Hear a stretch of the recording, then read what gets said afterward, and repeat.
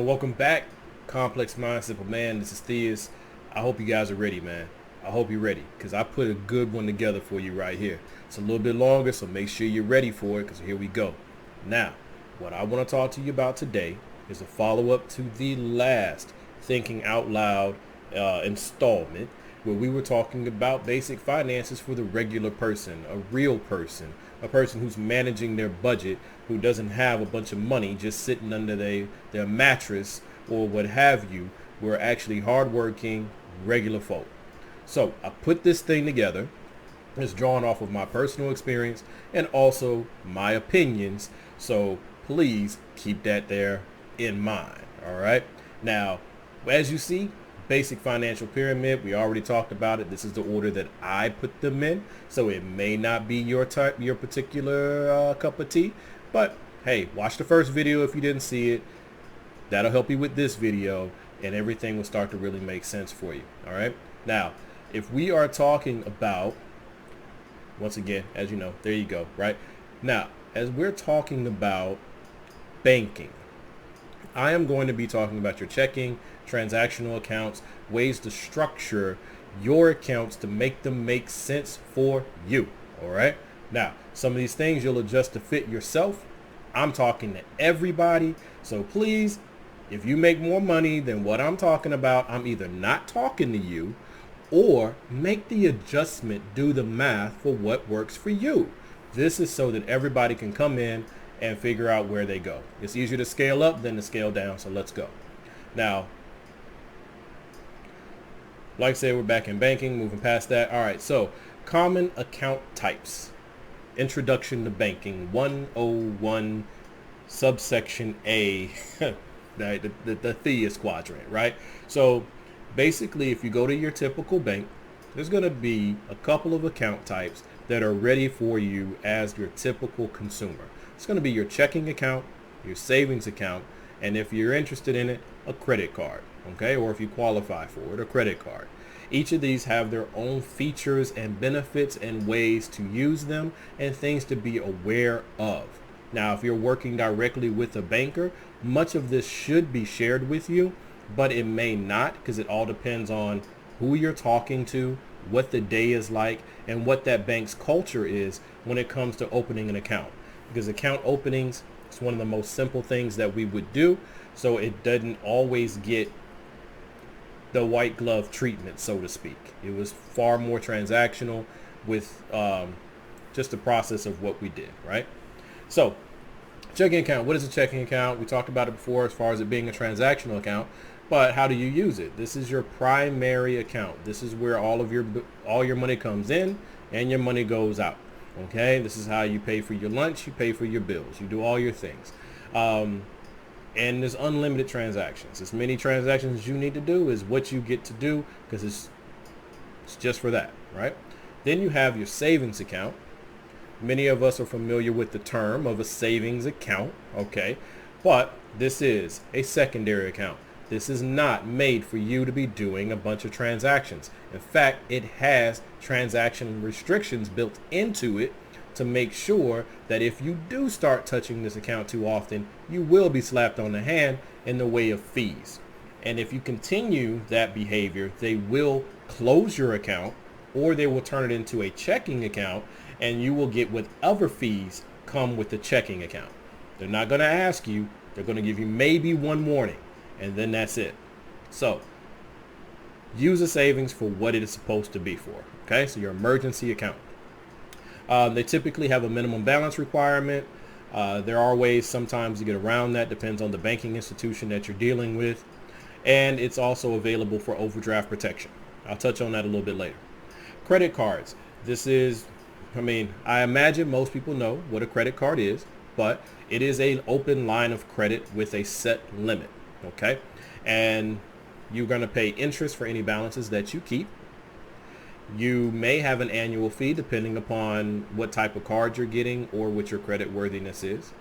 It can be used for overdraft protection, and it has the benefit of building your credit if you manage it properly, but it could also have the risk of harming your credit if you don't. So just keep that in mind.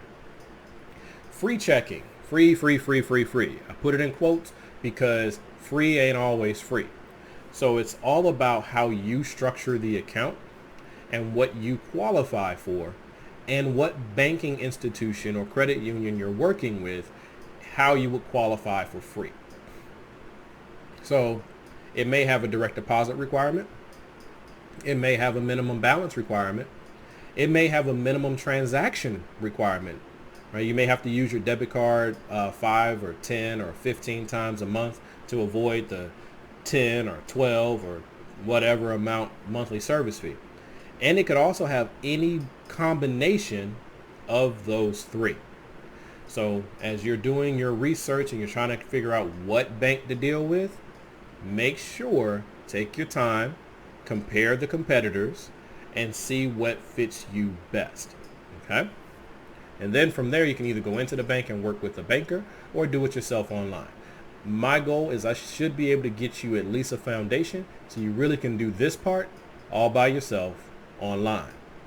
But make sure you do your due diligence. This is your money, so take your time, okay? Now, there's free checking, but then there's also what I call packaged or relationship checking. These are accounts that come bundled, where you do this, we give you that, okay?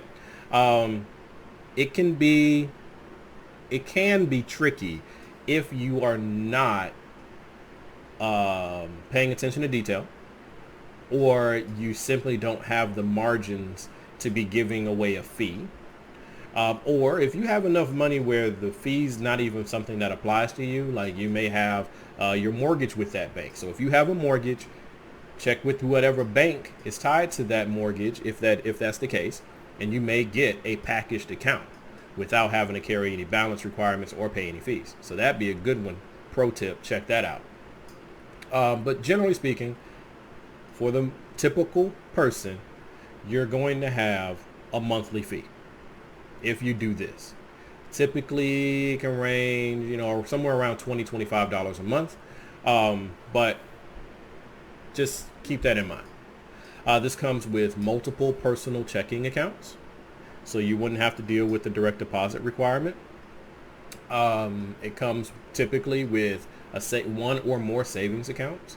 In many cases, for each checking account, you can have a savings account, so just depends on your bank. And you get some free banking services, or even maybe discounted banking services. If you're someone who still writes checks, then you probably get free checks. If you need money orders, like maybe you pay your rent with a money order, you get free money orders. You need a cashier's check, you can get a cashier's check. There are many perks that come with a packaged account that do not exist on the free platform. Okay? You can still get these things, but you have to pay for them. Here, it's all included in most cases, so check the bank before you sign up. And with any banking account, you can change your package type once you have the account. So don't feel like you have to jump in there with both feet and get the most expensive thing you can find. All right. Now, what I'm going to talk about is first here is your standard approach. You walk into the bank and you sit down at the banker's desk, and they're going to present to you a traditional flow chart, something like this.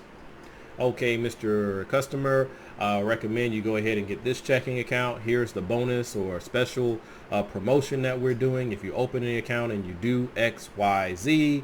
And let's make sure we set you up with some overdraft protection. So let's do a savings account and a credit card, or they'll go straight to the credit card, right?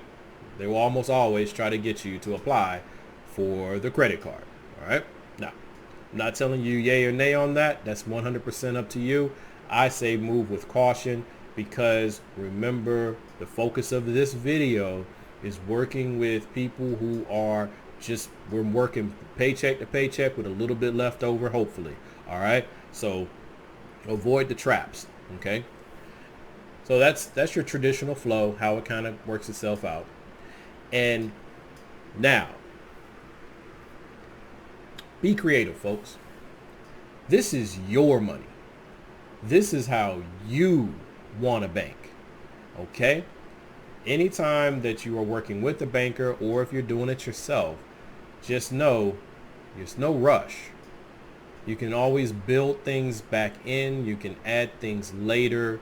If it doesn't work for you, it doesn't work for you. Know your habits. If you are not a strong saver, if you know that your history has shown that you overdraw your account, you know that your history has shown that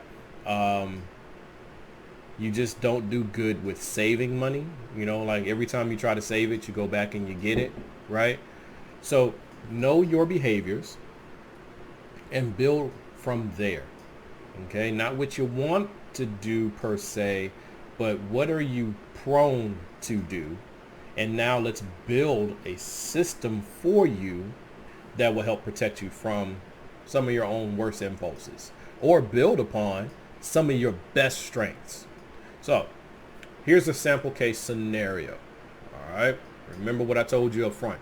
So I don't know if you're about to type and say I make more than that, stop typing. I don't care. Okay. So for this example class, we're going to say your take home is $1,800 a month. That's $900 a paycheck if you get paid every 2 weeks. And your monthly expenses, everything all told, is $1,700. So there's only a margin of $100 as your discretionary income. Okay? So we only are working with $100 here. From that $100 though, because you do not currently have a bank account, you are paying each pay period to cash your check.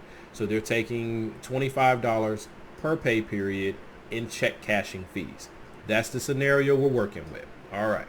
Now, last year was our first year doing the Stock to Clinic program, where we gather funds and we make a donation to a local school with for things like underclothes and certain supplies that the clinic may need that's not included in their budget, because accidents happen and children need support. And these are the things that oftentimes we don't think about. So if you looking at your screen, you will see what we did last year compared to what we did this year. We just wrapped up this campaign, folks, and just look at how much more we were able to do. We did a great job last year, even better this year. Looking forward to next year. Best way for you to join in to help us with this and hopefully be able to move into supporting 2 or more schools, right, would be to join us on our Patreon page or join me on my Patreon page. But we're all there as a growing community. And if you pay attention to the end of the video that you're watching, you'll see the instructions on how to do exactly that. Thank you so much. I look forward to you joining in wherever it is that you feel best to join in. And let's do some good things for our kids and even broader for our community at large. Thank you. So here's scenario number 1. All right. So remember prior slide, here we go, moving in. So let's say you come in and I'm your banker for the day. When you come in, my favorite core platform, especially for a new to banking client, is the 2 checking account model. It's a little unorthodox. It's not really what a lot of people present to you, but kind of hear me out here. All right. So first of all, we're not doing this with overdraft protection. So that's our first built-in process. And assume that each checking account has a $500 direct deposit requirement. It's very common. All right. So the amount may differ. So you make sure you check that, because I've seen them as high as you'd have to direct deposit $1,000 in order to avoid a fee. So just know what you're dealing with. So what we'll do is I say, all right, so what we're going to do is going to set up 2 free checking accounts. Now, remember, you are making $900 each pay period. Okay. So what you're going to do is we're going to split that $900 in half. $450 goes to checking 1, $450 goes to checking 2. All right. We're going to be using this requirement to make sure that we ultimately satisfy it. So by the time you get paid the second time for the month, you have cleared the $500 requirement on each account. Checking one is going to be your transaction account. This is where you pay all your bills, okay? Money in, money out, okay? This will have your debit card. This will have your online banking, right?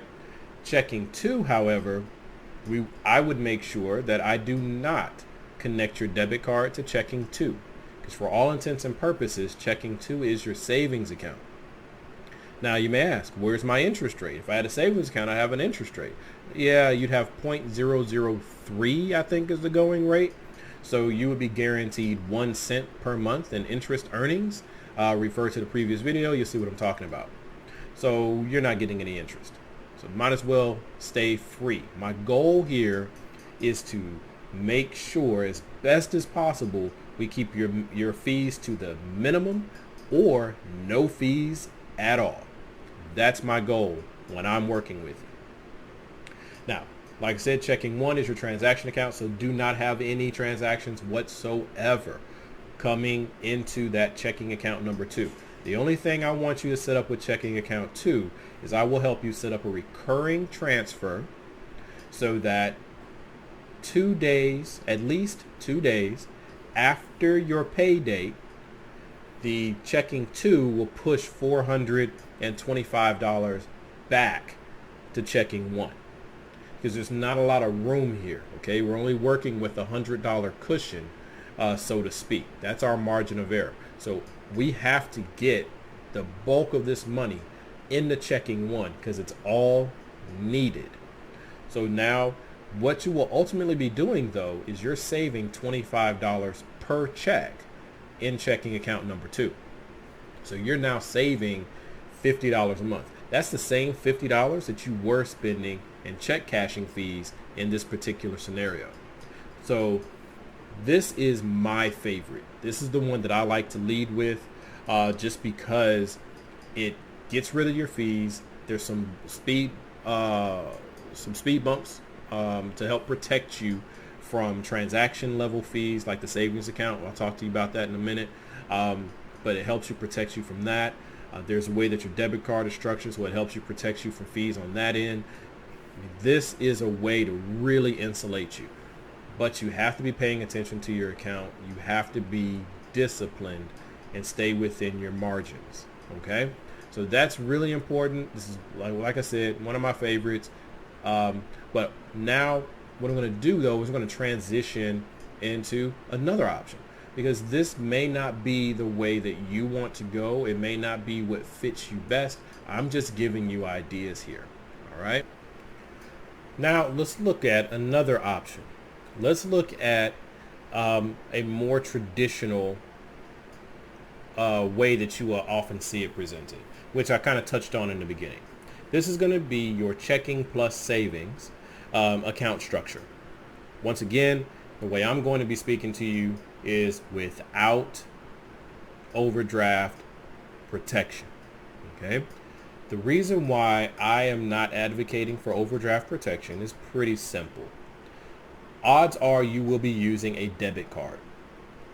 So, if you have your checking and your savings connected for overdraft protection, what will happen is if you overspend in your checking, it will reach into your savings and it will pull whatever it's needing to let that transaction go through and avoid the overdraft fee, right? Well, what does that do? So a savings account, generally speaking, you can't do more than 6 transactions out of a savings account in a given statement cycle. So each time that it reaches over into your savings account, it's counting towards your transaction limit. So now you can be triggering fees if there's not enough in that savings account. Or if there is enough in the savings account, you'd be triggering fees because you're touching it too often. And if you're doing too many transactions, because it's actually more layered than that, it could be 3 transactions up to a total of 6, depending upon how the transaction occurs. It's this whole thing, okay? But you just are missing your balance in your checking account by $5, $6, whatever. It's going to take that $5, that $6 right out of your savings account, so you don't get an overdraft fee. but it's going to be ticking, ticking, ticking on your transaction limits. Next thing you know, you get a letter, which is going to come in the mail. So you never really pay attention to the mail. Let's just be real. So you don't know that 2 days ago, you exceeded your transaction limits. Then you go and you buy something at Burger King again. You're now overdrawn by another $5. They shut your savings account down. They either turn it into a checking account. So now you're going to start getting monthly service fees because it doesn't get direct deposit, or it's going to be shut down and just flat out closed. All right. So I'm not a fan. Now, how do I protect myself from overdraft fees, right? If I can't do this, you're telling me don't set overdraft protection up, then what do you want me to do? Just bounce and pay in overdraft fees? No. If you're using your debit card, it should default, if it's not connected for overdraft protection, it should default to where if you don't have the money, it denies the transaction. It can be a little embarrassing, but you'll be okay. Plus, if you got online banking, we all carry smartphones for the most part. Oh, wow, it didn't go through. 1 second. Boop, boop, boop, transfer the money over, do your transaction, but you now know you touched your savings account, so you know that it's going towards your transaction limits. All right? It's all about keeping stuff front of mind for you. Sometimes your banking institution doesn't have it set to where it will automatically decline, so you just need to ask your banker about that, okay? It's definitely an option, so make sure you ask your banker. And if you do this without a banker, then you can call customer service after you have your account and your debit card, and then say, hey, if I happen to spend more than what's in my checking, will it decline? And they'll tell you yes or no. Okay. Now, keep in mind, though, this is about your debit card. So if you are running transactions through your checking account that are not coming by way of your debit card and not recurring, then, well, your recurring on your debit card should still operate the same way, but check with your bank. But if you're doing what's called an ACH, refer back to the previous video, folks. If you're doing an ACH, now it can still overdraw you because it's not being routed through your card, it's being routed through your account, and that's where having overdraft protection would help. But I don't advise you to set it up that way. I just don't. Okay, keep track of your transactions, slow down, manage these things accordingly, because these banks don't need your money. Okay, they don't deserve your money as far as fees are concerned. Don't give it to them. All right, so keep that in mind. You can read the screen, right? I gave you some touches, some things to pay attention to, but the big thing is we're saving money. Okay. Oh, and I didn't talk about the savings. So the savings account also typically has a minimum balance requirement. The one that I'm most familiar with is like a $300 minimum daily balance, or it might be, it's either going to be minimum daily balance or it's going to be your average monthly balance, either one. But basically what that means, folks, you got to have $300 in that account at all times. So if you're starting your account from scratch, checking plus savings, if you do not have $300 to put in your savings at account opening, you only have up to usually the first 30 days to get that money in that account so that you don't start paying a monthly service fee, which is traditionally like $5 a month.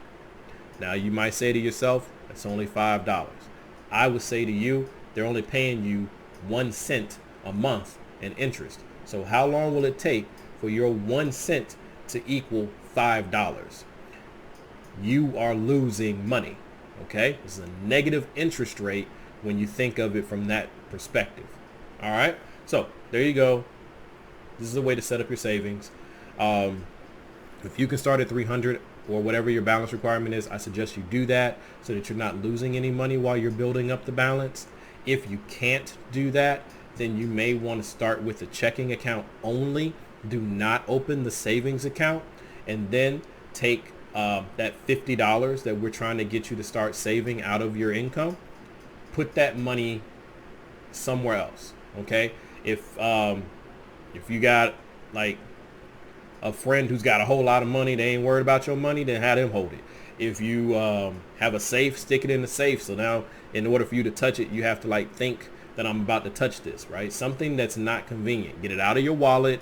Don't put it in a shoebox. Put it somewhere that's inconvenient for you to get to it.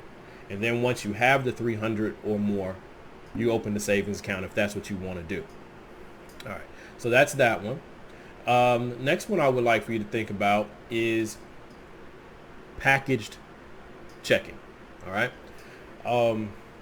So packaged checking, it is, I would call it maybe more advanced, perhaps. But it certainly has its place. Okay. So remember with this scenario, we are paying $50 a month in check cashing fees. So if we operate from what we're already losing, then we just want to reduce what we're losing. The first two scenarios I shared with you, you could reduce 50 to 0, or you could reduce 50 to 5, right? So you got some margin there. Here, you would be reducing the 50 to 25. All right, so you're still losing $25 a month to someone who did not help you make that $25 that month. All right, but here's how you make this work for you. Depends on the banking institution. Okay, but generally speaking, packaged accounts are going to give you multiple checking accounts, multiple savings accounts, like I said earlier. So here's where you go. You don't have to worry about a direct deposit requirement. This is especially for you guys who are individual contractors, which really I want to make another video for you guys because let's just say there's another way to get to where you're going without losing money, or whatever money you're losing, make it work for you. But anyway, let's say you're a contractor or you're paid cash, or direct deposit simply isn't an option where you work. You can go the route of paying, say, $12 a month for your basic free checking account, but since you can't do a direct deposit, they're going to charge you $12. Or sometimes there's like secured versions where you can pay like $5 a month, but I'm not having that discussion at this moment. Where I'm coming from is you're paying 50. I'm going to bring you down to paying 25, and I'm going to give you some stuff for doing it. You come to the packaged account. Now for that $25, you can get 2, 3 checking accounts. You can get savings account with no balance requirement. You still have your transaction limits, so please be careful. All right. You get free money orders, free cashier's checks. You might even get free or discounted wires in the event that you need them. In some banking situations, you could get a free business account. That's rare, but they're out there. So just do your homework, see if you can get to one of those. I put on here more ATM access. That's basically just saying on top of the ATMs that they tell you can use for free, these accounts typically will give you some number of transactions at other people's ATMs where they either reimburse you for the fee or they don't charge you their fee. All right. It's technical language on that. All right. So hear me out. You bank at Bank A. Bank A tells you if you use our ATMs, you don't have to worry about any transaction fees for getting your money out of the ATM. But if you go to Bank B, they will charge you for using their network for your other account. And, all right, so Bank B is charging you for using Bank A, and Bank A is going to charge you for using Bank B. So you're paying fees twice. And the way that you look at fees when you're looking at your checking account, when you're looking at cash accounts, your fees are negative interest. Every time you pay a fee, it's like paying interest to a credit card. It's just you're paying it all up front. So that's just a little pro tip there. But this is really a good structure when you have you've built your savings up pretty good, so you got that rolling, So now you want to start to spin off into other things, like maybe you want to set up a lunch account so that you're limiting yourself to your allowance per se, so that that money is separated from your primary account, or you're saving up for a repair, or your car's paid off now, so you know that you're gonna have to do maintenance, so you push money over there. You got a trip coming up, something like that. Something that does not need to be in your primary checking account, because your primary checking account is always money in, money out, money in, money out. Doesn't need to be in your savings account, because your savings account is your emergency fund. So that's to protect you in the events of something unforeseen, right? Refer back to the first video. And then your secondary checking, this new checking account, that is for your special projects and things like that. So it's depending upon where you are financially, that could be a little bit next level. And no matter where you sit financially, unless you're at the point where your balances give you this account for free, you're losing $25 a month. So you have to look at it and say, are the things I'm getting for that $25 worth it? Or am I even eligible to get the free account? If I'm not even eligible to get the free account, now I'm weighing $12 a month versus $25 a month, but the $12 a month only gives me a checking account and a debit card. 25 gives me the debit card, the checking account, another checking account, another savings account, other features and perks and benefits. So you govern yourself accordingly. Now, nearing the end of this, free game, this is how I look at it. There's a feature that I really, really liked at the bank that I worked at, but I can't say who it was. But you're allowed to hide your accounts. It's up to you which ones you hide. But especially with that first scenario where I was saying have two checking accounts. Actually, you know what? All the scenarios.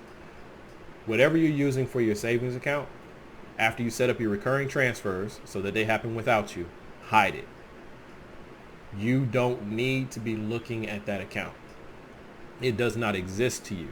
You can't see it online.